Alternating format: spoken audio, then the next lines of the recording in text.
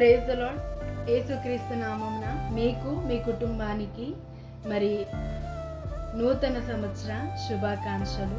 మరి ఈ సంవత్సరం అంతా దేవుడు కాచి కాపాడాడు. మరొక దయా కిరీటాన్ని, దయా సంవత్సరాన్ని దేవుడు దయచేశాడు. మరి ఈ సంవత్సరం అంతా మంచి ఆరోగ్యముతోనూ, సమాధానముతోనూ, సంతోషముతోనూ, కుటుంబముతోనూ, మరి ప్రేమతోనూ, మహిమతోనూ, ఘనతతోనూ దేవునితో సహవాసము కలిగి మీరు అనేక మేలులు, ఆశీర్వాదాలు పొందుకొని నిత్యము సంతోషంగా ఉందురుగాక. ఆమేన్. అయితే ఈ సంవత్సరము దేవుడు రెండంతల మేలులతో మనని నింపుతానని వాగ్దానము చేస్తున్నాడు.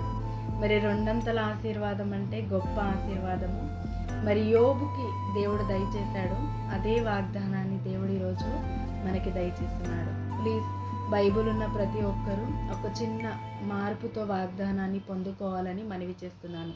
యోబు గ్రంథము 42వ అధ్యాయము 10వ వచనంలో కింద, యోబునకు పూర్వము కలిగిన దానికంటే రెండంతలు అధికముగా యెహోవా అతనికి దయచేసెను.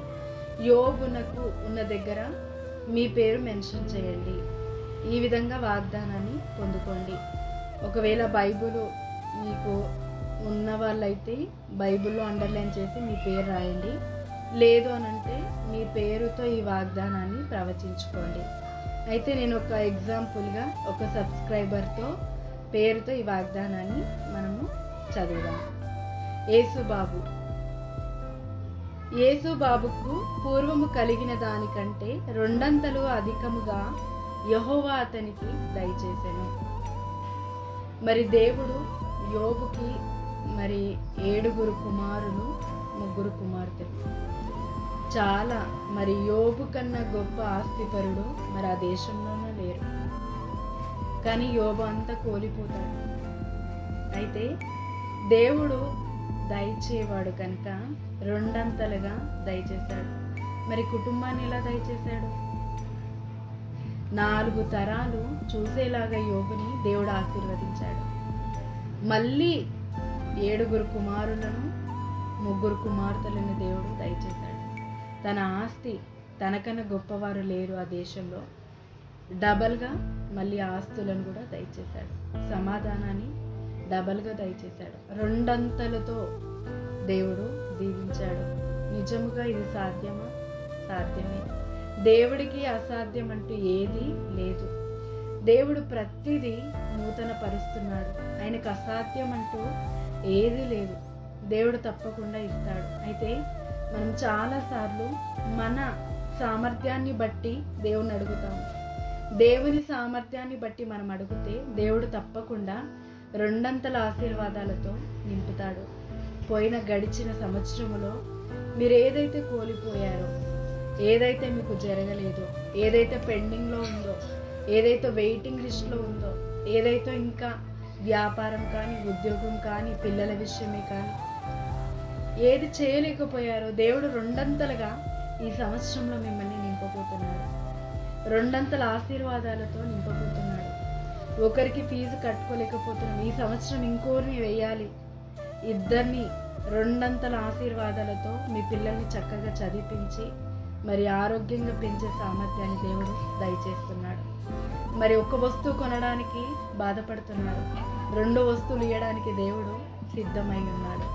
మరి ఒక్క ఇల్లు ఉందని బాధపడుతున్నావేమో, దేవుడు రెండంతల ఇల్లులతో నింపుతాడు. నీ కుటుంబాన్ని పోగొట్టుకున్నావేమో, భర్తని పోగొట్టుకున్నావేమో, పిల్లల్ని పోగొట్టుకున్నావేమో. కరోనాలో చాలామంది చాలా అనేకమైనవి, డబ్బులు కానీ, ఆస్తి కానీ, మనుషులని కానీ, కుటుంబాన్ని కానీ పోగొట్టుకున్నారు.